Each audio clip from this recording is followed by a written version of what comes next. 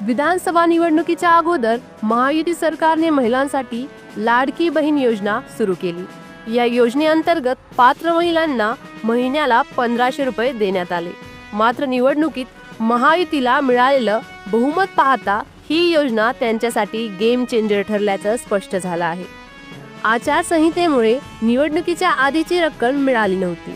निवडणुकीनंतर मुख्यमंत्री पदाची शपथ घेतल्यानंतर देवेंद्र फडणवीस यांनी महिलांना दिलेली आश्वासनं लवकरच पूर्ण केली जातील असं सांगितलं। त्यानंतर तत्कालीन मुख्यमंत्री एकनाथ शिंदे यांनी या योजनेतील रक्कम 2100 रुपये करण्याचं आश्वासन दिलं होतं। मुख्यमंत्री पदाची शपथ घेतल्यानंतर झालेल्या पत्रकार परिषदेत देवेंद्र फडणवीस यांनी योजनेसाठी मार्च 2024च्या अर्थसंकल्पीय अधिवेशनात निर्णय घेतला जाईल असं सांगितलं। त्यांनी पुढे असंही स्पष्ट केलं की सर्व महिलांना या योजनेचा लाभ मिळावा यासाठी तपासणी केली जाईल। योजनेच्या सुरुवातीला निकषाशिवाय अनेक महिलांना लाभ मिळाला होता, मात्र भविष्यात फक्त पात्र महिलांनाच लाभ दिला जाईल। लाडकी बहीण योजनेसाठी राज्याने 45,000 कोटी रुपये तरतूद केली आहे।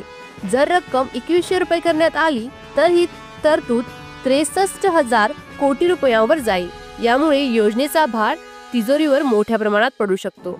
CAG भारताचे नियंत्रक व महालेखापाल यांच्या अहवालानुसार 2030 पर्यंत महाराष्ट्रावर 273 लाख कोटी रुपयांचं कर्ज फेडायचं आहे, ज्यामुळे राज्याची आर्थिक परिस्थिती नाजूक आहे।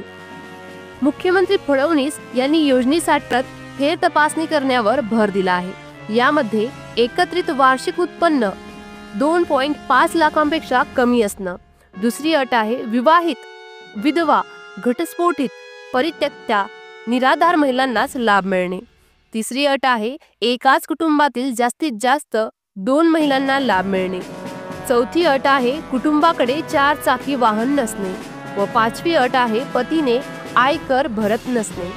या योजनेच्या छाननीतून खोटे दावे करणाऱ्या महिलांना अपात्र ठरवून फक्त पात्र महिलांनाच लाभ देण्यावर सरकार भर देणार आहे।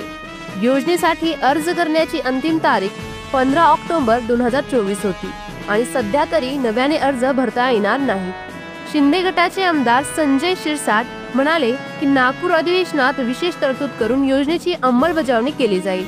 याचवेळी सुधीर मुनगंटीवार यांनी सांगितलं की 2100 रुपये देण्याचं आमचं वचन पूर्ण होईल, आमच्याकडे ती क्षमता आहे।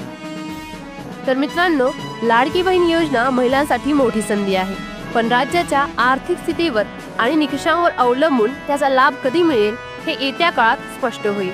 ही माहिती आवडली असेल तर KRS मराठी या आपल्या चॅनलला सबस्क्राईब करायला विसरू नका। धन्यवाद। जय महाराष्ट्र।